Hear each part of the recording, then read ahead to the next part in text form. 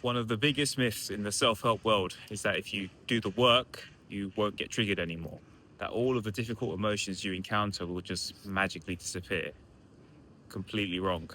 What you should be focusing on is the level of activation.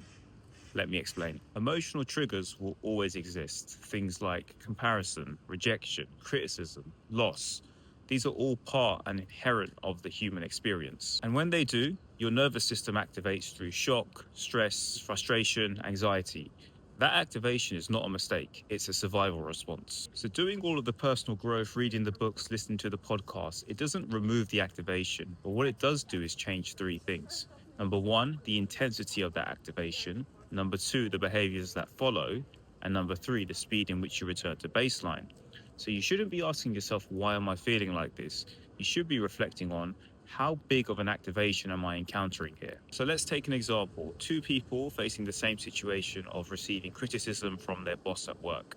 The first person, their nervous system might spike dramatically, and that will lead to racing thoughts, overthinking, rumination, and a real impact on emotion.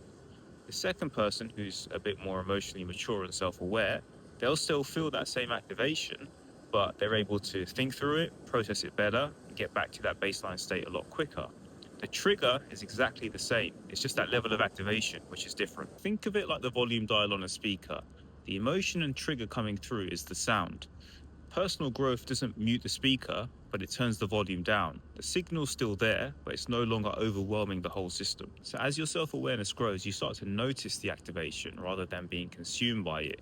You begin to create space between the event and the story you attach to it. And over time, emotion actually becomes information.